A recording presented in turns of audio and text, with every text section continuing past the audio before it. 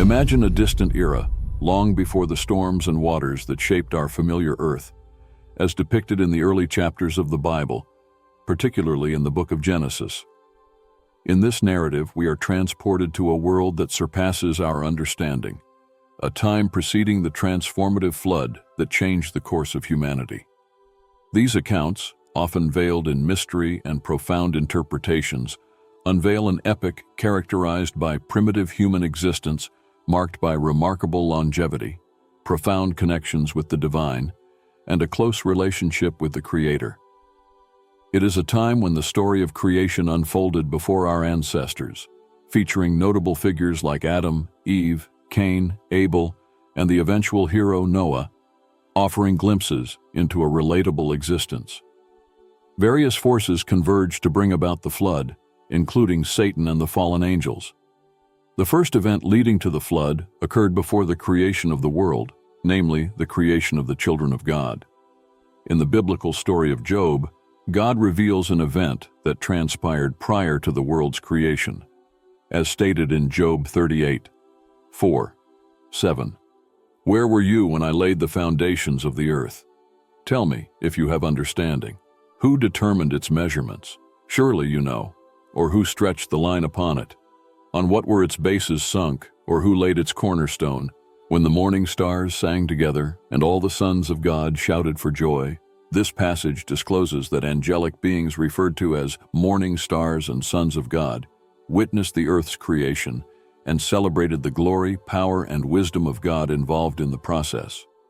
Before the flood, a fallen being existed. The Bible briefly mentions fallen angels, as the majority of angels in heaven remained faithful and did not turn to evil. However, some angels made the fateful decision to rebel, bearing in mind that heaven was originally intended to be their eternal home. Consequently, they fell from grace. The reasons behind this rebellion are not explicitly stated. Nevertheless, it is evident that angels possess free will, and their fall can be understood within the context of exercising this freedom. The book of Jude clearly emphasizes this point in verses 5 and 6, stating, "Now I want to remind you, although you once fully knew it, that Jesus, who saved a people out of the land of Egypt, afterward destroyed those who did not believe, and the angels who did not stay within their own position of authority, but left their proper dwelling, he has kept in eternal chains under gloomy darkness until the judgment of the great day." Jude highlights that these angels did not guard their designated dominion, which can be understood as both their governance and their original place of existence. Angels were specifically created to reside in heaven, worship God, and fulfill His commands. They were intended to glorify Him, just as human beings were designed to dwell on earth. However, these fallen angels deviated from their intended purpose and abandoned their celestial abode. Leading this rebellion is Satan, who masquerades as an angel of light and assumes the role of its leader. This rebellion, known as the Great Rebellion, involved Satan and a faction of angelic legions from heaven, waging war against God and His faithful angels, aiming to overthrow God's divine authority. In the realm of eternity, the devil devised a scheme to overthrow his creator, God. Along with the angels who joined his rebellion, they were ultimately defeated in the ensuing conflict. Jesus, who was present during these events, spoke of the glory and majesty He shared with God the Father before the world came into existence. John 17:5. Prior to the creation of the earth, God existed with splendor and His Son, Jesus. Jesus affirms witnessing the fall of Satan from heaven, describing it as seeing Him fall like lightning. Luke 10:18. It is important to note that Satan is more than a mere red figure with horns and a trident. He is an ancient being possessing genuine spiritual power, which he employs for evil and selfish purposes. As Paul states, our battle is not against flesh and blood, Ephesians 6:12. Satan's kingdom is highly organized, comprising various areas and levels of authority, with its headquarters located in the heavenly realms. While astounding, this fact becomes evident through numerous indications in the Bible. The spiritual warfare commenced as a conflict between two kingdoms, one governed by God, the Prince of Peace, and the other ruled by Satan, the prince of darkness. After being expelled from heaven, Satan and his followers aligned themselves, forming the rebellious kingdom. In the Garden of Eden, Satan launched his initial assault against God's authority on earth. Regarding the earth as his domain, he perceived Adam and Eve as invaders in his territory. If God intended humanity to dwell on earth to establish his kingdom, Satan needed a strategic plan of attack. When God created the world, a place called Eden existed. In Hebrew, Eden means joy or happiness, serving as a provision-filled location where humans could commune with God. Within this perfect garden, there stood a special tree known as the tree of knowledge of good and evil. God instructed Adam and Eve that they were free to eat from any tree in the garden except for this one. Satan sought to undermine the destiny of humankind, and he employed 3 strategic tactics against Eve. The first tactic was sowing doubt by questioning whether God had truly spoken. Genesis 3:1. One can almost envision the father of lies engaging with Eve. The deceiver then employed his second strategy, supposition, causing Eve to doubt whether the consequences of her disobedience would indeed lead to death, as God had declared. Genesis 3:4. The third and final approach used against Eve was temptation. God was disappointed with her disobedience as she succumbed to the allure of the forbidden fruit. After consuming the forbidden fruit, Adam and Eve could no longer remain in the Garden of Eden. Satan's subversive counterattack overwhelmed humanity, but God established a foothold in the garden, promising that the serpent's head would be wounded by the seed of the woman, turning the tables on the tempter. Despite being expelled from the garden, God continued to bless Adam and Eve, demonstrating his complete dominion over Satan. Adam and Eve had 2 sons, Cain and Abel. They grew up hearing stories about God and understood the importance of offering sacrifices to their Creator. However, while God regarded Abel and his offering, he did not regard Cain and his offering. This enraged Cain, and despite God's warning for him to master sin, Cain deceived his brother, killed him, buried him, and disowned him, asking if he was his brother's keeper. Fearing retribution, God placed a protective mark on Cain, declaring that whoever killed him would suffer 7-fold vengeance. Genesis 4:15. Cain was punished by becoming a restless wanderer, separated from home and family. He settled in a place called the Land of Nod, east of Eden, where he built a city named Enoch in honor of his son. Cain's descendants included influential individuals of that time, such as Jabal, the father of those who dwell in tents and raise cattle, Jubal, the father of all who play string and pipe instruments, and Tubal-Cain, who excelled in forging bronze and iron tools. Genesis 4:17-22. Following Cain's punishment, the narrative shifts to the story of 2 families, which reflects a recurring theme in Genesis.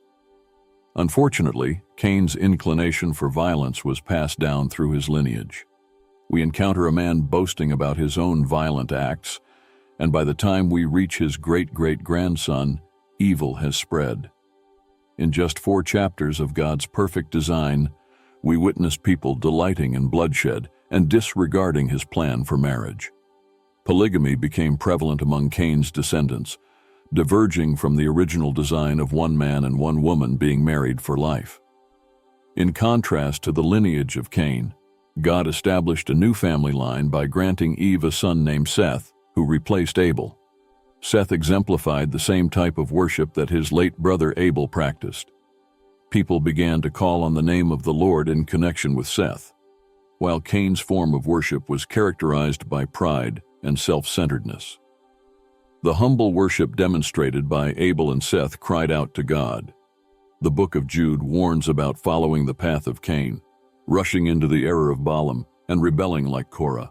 Therefore, it is no surprise that when God sought an obedient servant many years later, he chose Noah from the line of Seth. Cain's legacy was complex. On one hand, he and his family were innovative and creative, coming up with new ideas and ways of doing things. On the other hand, they also struggled with conflict and causing harm to others. Over time, these problems seemed to escalate, This dichotomy has become a symbol of the human experience, a constant struggle between the potential for great good and the capacity for great evil. In the generations after Adam, the world became populated but also filled with sin. People treated each other unkindly, engaging in lying, stealing, and even murder. During this period, human lifespans were remarkably long, reaching into the hundreds. It was a different time when humanity was still closely connected to its origins, and the world itself was young and vibrant. Adam and Eve had other sons and daughters, in addition to Cain and Abel, and as their family grew, so did civilization. According to Genesis 5:4, after becoming the father of Seth, Adam lived for 800 years and had more children.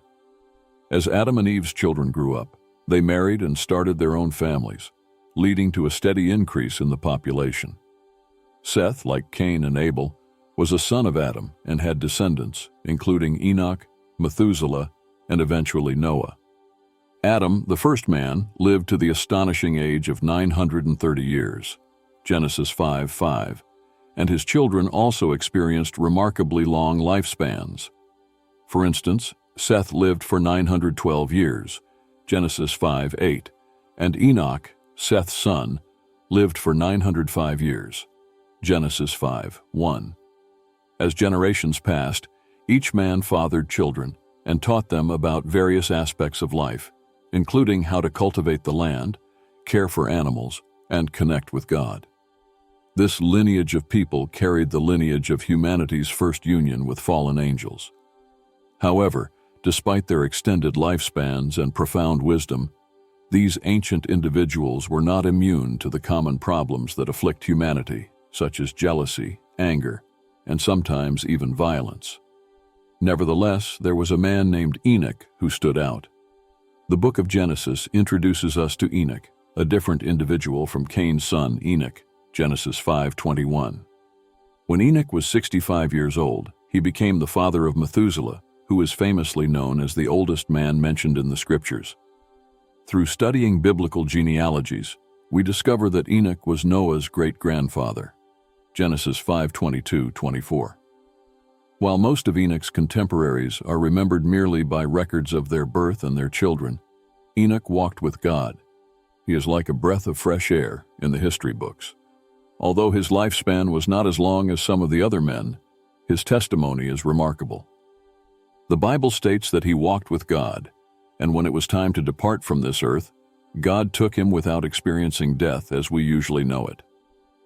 The brevity of the description of Enoch's life carries deep meaning, indicating his pure and intimate walk with God. His life has become a model for many across different generations, teaching us to live with a unique audience in mind, seeking close fellowship with God. As we do so, we will encounter God in a new dimension, Genesis 5:4.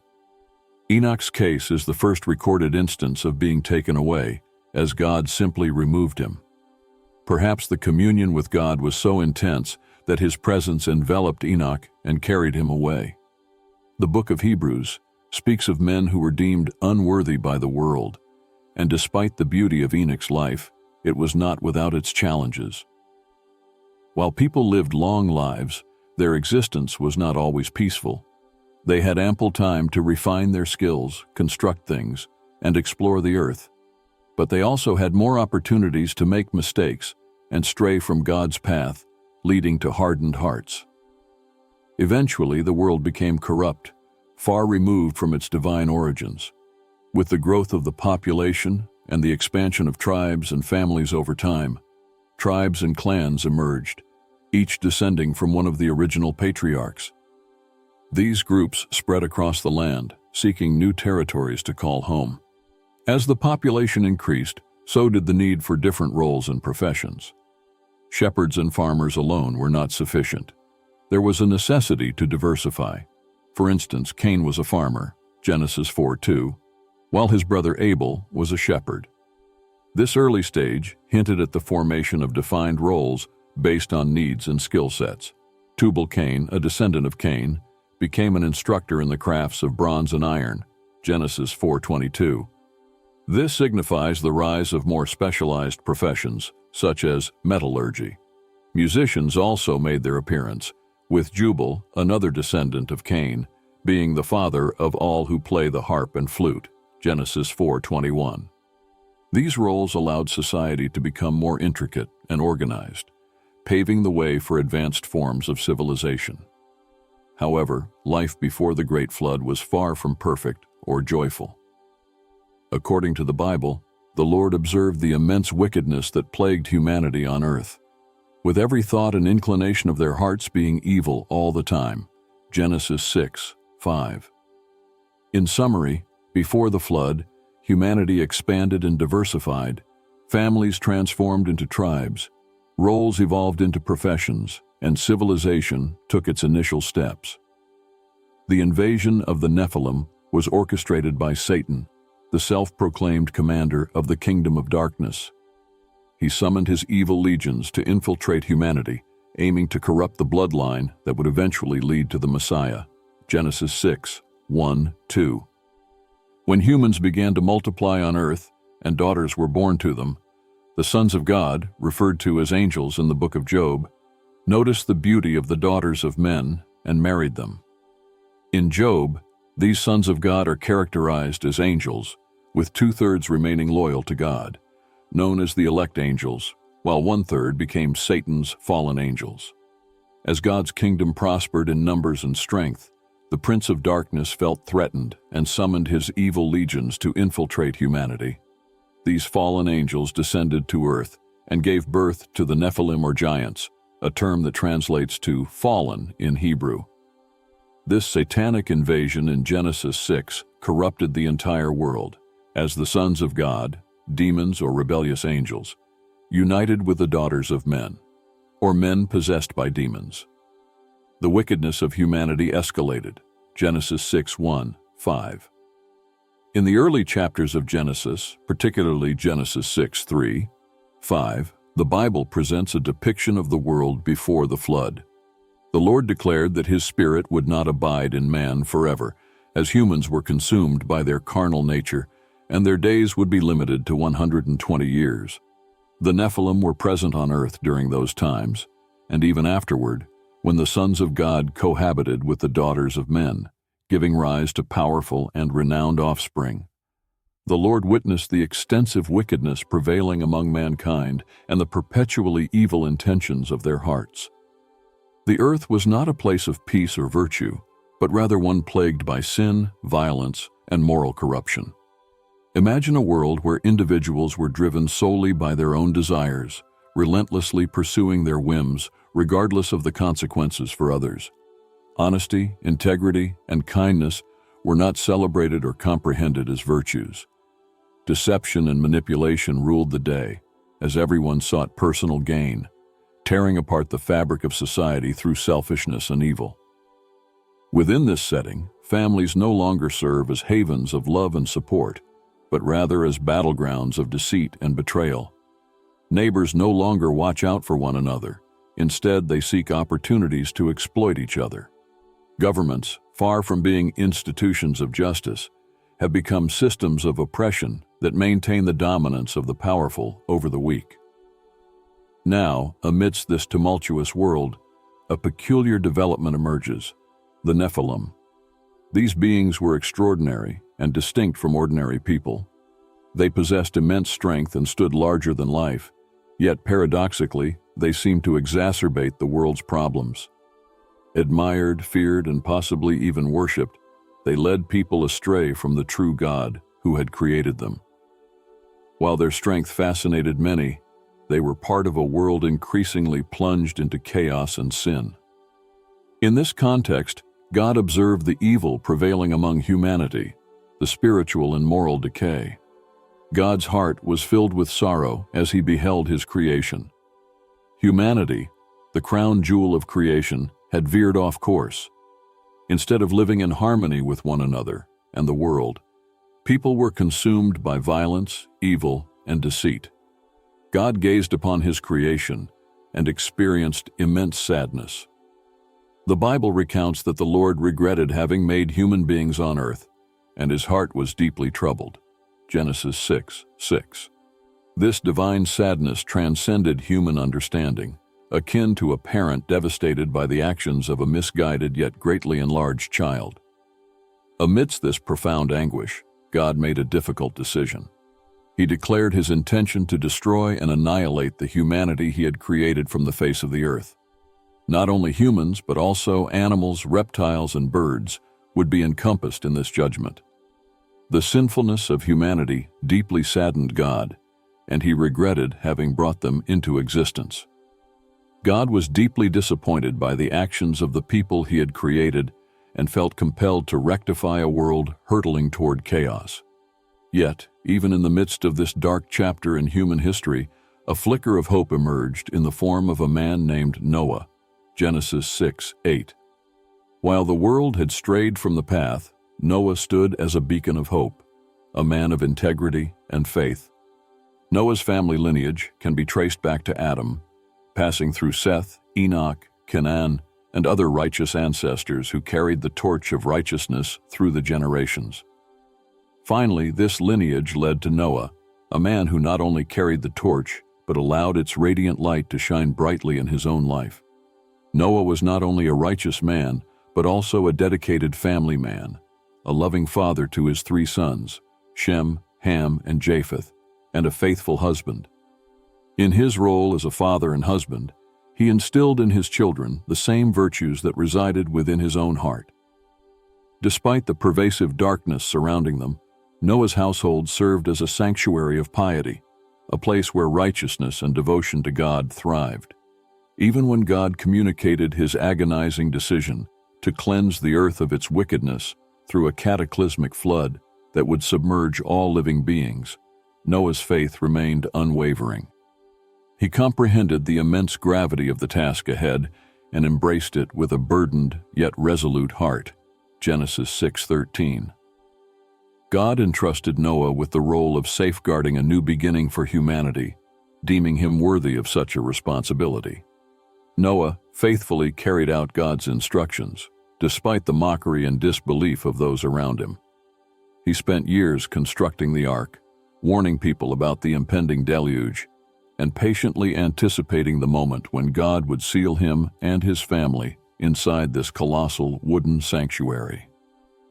As the heavens finally opened and the earth was consumed by water, Noah's virtues became the bedrock for a renewed world. His faithfulness and obedience preserved life, and from his lineage emerged a nation on a purified earth. In a world spiraling into chaos, Noah's light shone most brilliantly. His unwavering commitment to virtue and faith stood as a testament to their enduring power, even in the face of overwhelming darkness.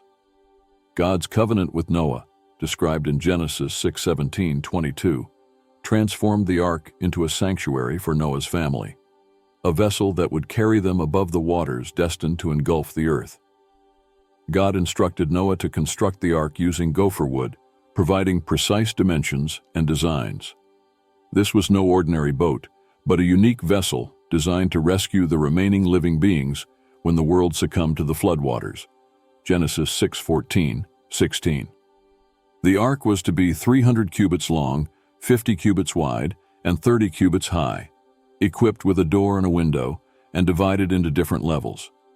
In modern measurements, this would be approximately 450 feet long, 75 feet wide, and 45 feet high, with one door, one window, and multiple floors.